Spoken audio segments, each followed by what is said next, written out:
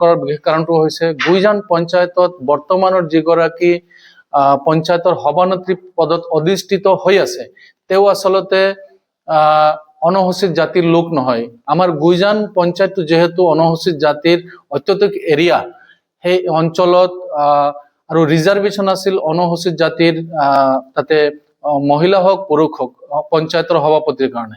কিন্তু দেখা গৈছে মই নিজে প্ৰাৰ্থী আছিলো পঞ্চায়তৰ ৱাৰ্ড মেম্বাৰ আৰু সভাপতিৰ কাৰণে মই নিজে দাবীদাৰ আছিলো। কিন্তু যি দেখা গ'ল তাত দেখা গৈছে যে যিজনক দিছে সেইজন আচলতে অনুসূচিত জাতিৰ লোক নহয়, আৰু তাৰে প্ৰমাণ মই নিজে লগতে লৈ আহিছো, আপোনালোকক ইতিমধ্যে দিছো। তাৰে এটা হেৰি হৈছিল 1 জুলাইত আমি ৰাইজে আমাৰ গুইজান পঞ্চায়তৰ অন্তৰ্গত অনুসূচিত জাতিৰ ৰাইজৰ লোকে জিলা আয়ুক্তলৈ এখন আবেদন কৰিছিল যে আমাৰ যিজন পঞ্চায়তৰ সভানেত্ৰী আছে তেওঁ অনুসূচিত জাতিৰ লোক নহয়, ইয়াৰ ওপৰত বিহিত ব্যৱস্থা ল'ব লাগে। তো 1 জুলাইৰ পিছত দিয়াৰ পিছত তাৰপিছত উপায়ুক্ত মহোদয়ে আমাৰ হেৰিক দিলে, এছিষ্টেণ্ট কমিশনাৰ বাইদেউক দিলে, বাইদেৱে আকৌ দিলে ভেৰিফিকেশ্যনৰ কাৰণে পবিত্ৰ দাসক, আমাৰ অনুসূচিত জাতিৰ তিনিচুকীয়া জিলাৰ অনুসূচিত জাতি পৰিষদৰ যিজন সভাপতি আছে পবিত্ৰ দাস, তেওঁক দিলে।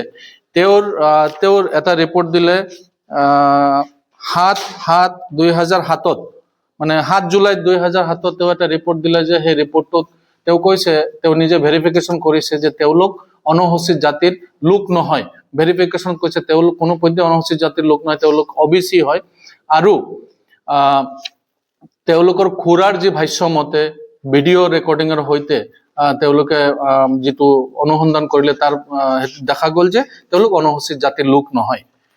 তাৰপিছত আমাৰ অনুসূচিত সদৌ অসম কৈৱৰ্ত সন্মিলনে জিলা উপায়ুক্তক এখনি স্মাৰক পত্ৰ দিছিল যে যিহেতু এইটো আমাৰ অনুসূচিত জাতিৰ সাংবিধানিক অধিকাৰ খৰ্ব কৰি এজন অনুসূচিত জাতিৰ মহিলাক ইয়াতে প্ৰক্ষেপ কৰিছে, বহাইছে, তাত কিবা ৰাজনৈতিকভাৱেও হেৰি থাকিব পাৰে, কিন্তু মই ৰাজনৈতিকভাৱে সেই কথাটো ক'ব বিচৰা নাই। কিন্তু ইয়াত কেনেকে বহাইছে আৰু জিলা উপায়ুক্তই কিয় তেওঁক বহাই থৈছে সেইটো আটাইতকৈ মানে হেৰিৰ কথা। তেওঁৰ ওপৰত আৰু কেইটামান বিষয় আছে। 1 নম্বৰ হ'ল অনুসূচিত জাতিৰ লোক নহয়।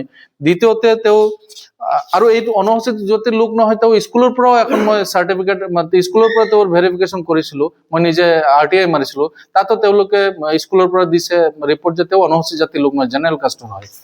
তো ইয়াৰ পিছত 2 নম্বৰ হেৰিটো আছে যে তেওঁ আচলতে বাল্য বিবাহতো পৰিছে।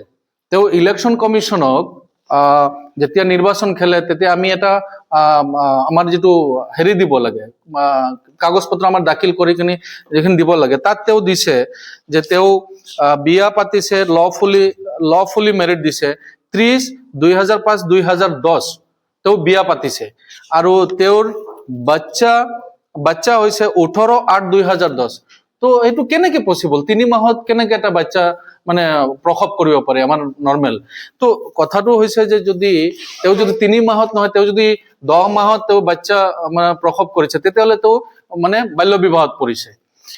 দ্বিতীয়তে আৰু এটা ইছ্যুজ আছে, তেওঁ ইলেকশ্যন কমিশ্যনক হেৰি কৰিছে যে মই উচ্চ মাধ্যমিক পাছ কৰিছো, আৰু তেওঁৰ যিটো ডাটা দিছে তাতে দেখা গৈছে তেওঁ সেই ডাটাটোত ক্লিয়াৰলি দিয়া আছে যে তেওঁ 2008 তেওঁ মাধ্যমিক পাছ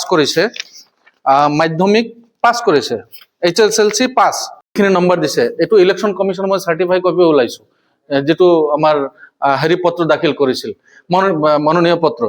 তো HSLC পাছ, সেৱাৰ পৰা ইমান ৰোল নম্বৰ। তো সেইটো চনৰ মই গোটেই ৰিজাল্ট শ্বিট ওলাইছো, সেই ৰিজাল্ট শ্বিটত ক'তো তেওঁ পাছ কৰা নাই। আৰু মানে আনঅফিচিয়েলি তেওঁক খবৰ কৰাৰ পিছত তেওঁ গম পালো যে তেওঁ পাছ কৰা নাই। তো এইটো এটা নিৰ্বাচনী আয়োগক তেওঁ মিছা হেৰি কৰিছে। দ্বিতীয়তে আৰু এটা আছে, তেওঁৰ জন্ম তাৰিখ বেলেগ কাগজত বেলেগ। তো তেওঁৰ তেওঁৰ এডমিট কাৰ্ডত এটা বেলেগ, তেওঁৰ আধাৰ কাৰ্ডত এটা বেলেগ, এতিয়া কোনটো আচলতে জন্ম তাৰিখটো ভেলিড হয়, মই সেইটো তো এই ইমানখিনি ভুৱা কাগজেৰে সৈতে তেওঁ যেতিয়া নিৰ্বাচন খেলিছে, খেলাৰ পিছত যেতিয়া পঞ্চায়তৰ সভাপতিৰ পদৰ অধিষ্ঠিত হৈ আছে, কিন্তু হোৱাৰ পিছতো উপায়ুক্ত মহোদয়ে কিয় হস্তক্ষেপ নকৰিলে? আয়ুক্ত মহোদয়ে কিয় বস্তুটো গাপ দি থলে ইমান দিন? আজি 5 মাহে হ'ব হ'ল। আয়ুক্ত মহোদয়ক ইতিমধ্যে বিভিন্ন আবেদন দিয়া হৈছে, ৰাইজে আবেদন কৰিছে, কিন্তু আজিলৈকে ৰাইজৰ কোনো সদুত্তৰ নিদিলে, ৰাইজক কোনো সদুত্তৰ নিদিলে, এনেকেই আছে। তো এইখিনি কাৰণে বিশেষকৈ আপোনালোকক মাতিছিলো, আৰু আগন্তুক দিনত আশা কৰিছো আপোনালোকে যিহেতু চতুৰ্থ সত্য বাতৰিবোৰ আপোনালোকে ৰাইজৰ মাজত, ৰাইজক আমাক আগবঢ়াই লৈ যাব, সঁচা কথাবোৰ ৰাইজে গম পাব লাগে, তাৰ কাৰণে আপোনালোকক